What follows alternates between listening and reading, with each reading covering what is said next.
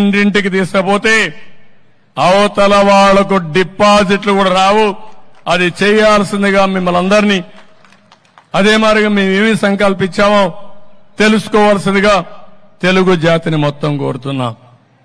ఇంకా వివిధ వర్గాలున్నాయి. ప్రభుత్వం అంటే ఒక సూపర్ 6 తోనే కాదు, సంపద సృష్టించాలి, అభివృద్ధి చేయాలి, రోడ్లు వేయాలి, పెట్టుబడులు తేవాలి. ఎస్సీలు, బీసీలు, ఎస్టీలు, మైనారిటీ ఉంటారు, ఆర్థికంగా వెనకబడి ఉన్నారు. వాళ్ళందరి కోసం తొందరలోనే ఒక ఎలక్షన్ మేనిఫెస్టో కూడా తీసుకొస్తాం. ఆటో డ్రైవర్లు ఉన్నారు,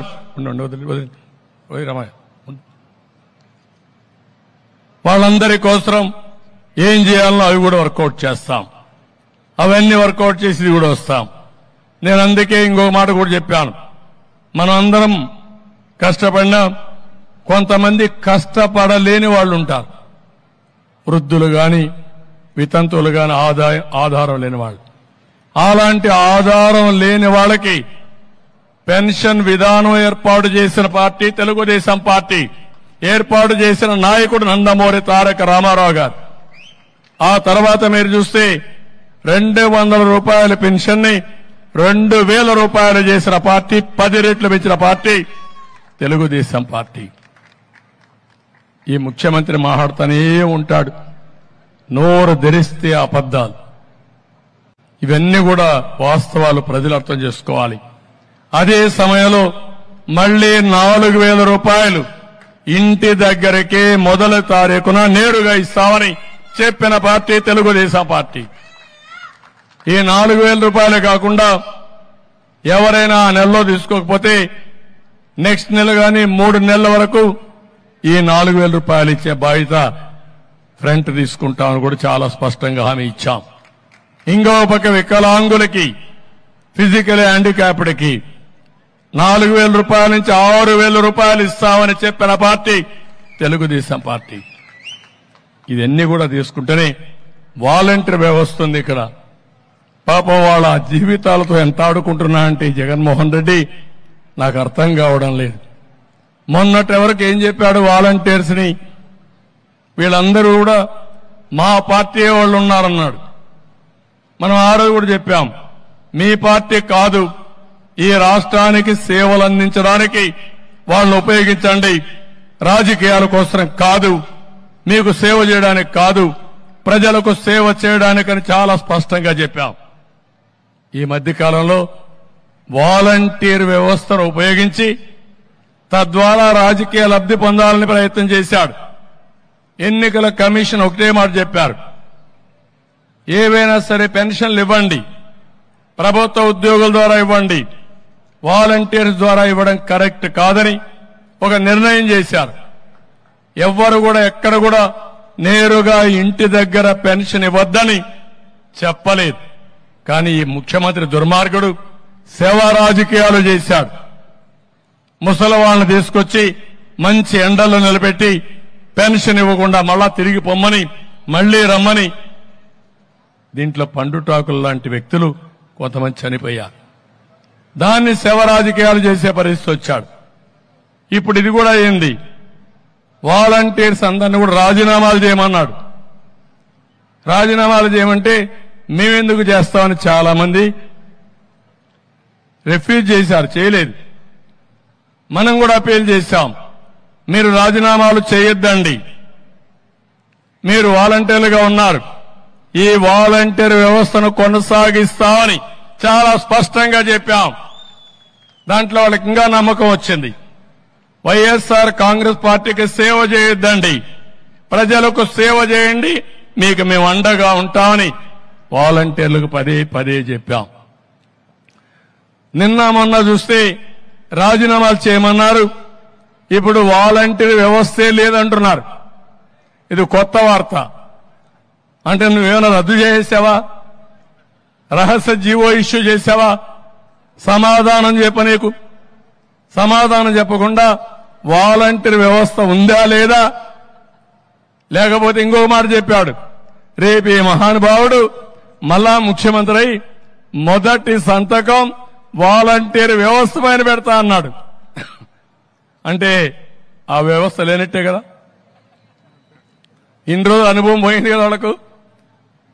అంటే ఏంటి ఈ స్టేట్మెంట్లు? మోసం చేస్తున్నావు, దగా చేస్తున్నావు, అవకాశవాద రాజకీయం చేస్తున్నాం.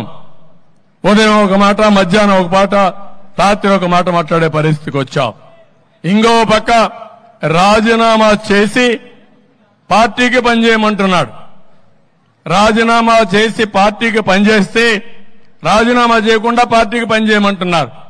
కేసులు పెడితే ఇందులో బాగా చదువుకున్న పిల్లలున్నారు, ఎంఏలు చేశారు, కొంతమంది ఎంటెక్లు బీటెక్లు చేశారు, చదువుకొని వచ్చారు. కనీసం ఇంట్లో ఉంటాం, తల్లి తండ్రిని చూసుకుంటాం, ఒక 5,000 రూపాయలు వస్తుంది, ఒక పని ఉంటుందని చెప్పి వస్తే వాళ్ళని ఇప్పుడు తప్పుడు పనులు చేపించి కేసులు పెట్టించి ఇంకా వాళ్ళ జీవితంలో ఎక్కడ ఉద్యోగం కూడా రాదు. ఈ ఉద్యోగం పోతుంది, కొత్త ఉద్యోగాలు వచ్చే అవకాశం లేదు ఏదైనా క్రిమినల్ కేసులుంటే. ఎంత స్వార్థపరుడో మీరు అర్థం చేసుకోవాలి వాలంటీర్స్. అందుకే తెలుగుదేశం అదే మరి ఎన్డీఏ మేమందరం 3 పార్టీల కూటమికి హామీ ఇస్తున్నాం. మీ ఉద్యోగాలు తీసేయం, వాలంటీర్ వ్యవస్థ కొనసాగిస్తామని మరొక్కసారి మీ అందరికీ హామీ ఇస్తున్నా. ఉగాది రోజున, పండుగ రోజున తీపి కబురు మీకు అందరికీ ఇస్తాం.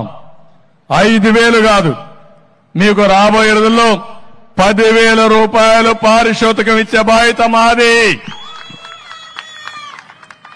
అది బిగినింగ్. మీలో సమర్థత ఉంది, తెలివితేటలున్నాయి. ఇది ఎంట్రీ పాయింట్ మాత్రమే. ఇక్కడి నుంచి మీ ఇంట్లో మీరు కూర్చొని వర్క్ ఫ్రమ్ హోమ్. ఇప్పుడు 10,000 రూపాయలంటే ఒక సంఖ్య. 10,000 నుంచి 50,000, 1,00,000 రూపాయలు సంపాదించుకునే శక్తి, తెలివితేటలు మీకుంది. మీకు అందరికీ కూడా అందుకే చెప్పాం, నిరుద్యోగ భృతి 3,000 ఇస్తారని, వర్క్ ఫ్రమ్ హోమ్ తీసుకొస్తామని. ఈ 2,66,000 మందిలో చదువుకున్న వాళ్ళుంటే వాళ్ళందరికీ స్కిల్ డెవలప్మెంట్ చేసి మీ క్యారియర్ బిల్డప్ చేసే బాధ్యత మాదని మరొకసారి వాలంటీర్స్ అందరికీ విజ్ఞప్తి చేస్తున్నా. ఇప్పుడు మీరు ఆలోచించుకోవాలి, తప్పుడు పనులు చేసి జైలుకు పోయి మీ జీవితాలను ఖరాబ్ చేసుకుంటారా? ప్రజలకు సేవ చేసి రాష్ట్రాన్ని అభివృద్ధి చేసి మీరు కూడా రాష్ట్ర ప్రగతిలో భాగస్వాములై మీ క్యారియర్ బిల్డప్ చేసుకుంటారా? ఈ రెండే మీ ముందుండే సమస్యలు. ముఖ్యమంత్రి చెప్పాడు మీ వ్యవస్థ లేదని, మళ్లీ వస్తే మళ్ళా సంతకం పెడతానాడు. వచ్చేది లేదు, సచ్చేది లేదు. నమ్మి మోసపోవద్దని వాలంటీర్స్ కి అందరికీ చెప్తున్నా. మిమ్మల్ని ఏమీ చేయలేరు. గవర్నమెంట్ లో ఉద్యోగం ఇస్తాం, మేము తీసేస్తామా? ఎందుకు తీసేయాలి?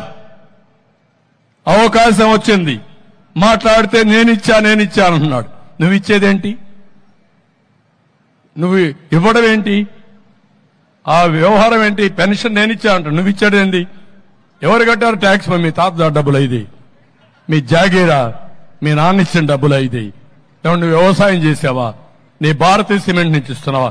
కాదు, నేను కట్టిన పన్నుల నుంచే ఇవన్నీ కూడా పెన్షన్లు ఇస్తున్నారు. లేకుంటే మా మీద అప్పు తీసుకొచ్చి నువ్వు ఈ సంక్షేమ కార్యక్రమాలు ఇస్తున్నావు. సంపద సృష్టించిన తెలియనటువంటి వ్యక్తి నువ్వు, ఆదాయం సాధించలేని వ్యక్తి నువ్వు. అలాంటి వ్యక్తి ఇవన్నీ చేస్తున్నావు. నేను అదే చెప్పా, నేను అప్పులు చేయడం కాదు, సంపద సృష్టిస్తా, ఆదాయం పెంచుతా, మీ నెత్తిన అప్పుల భారం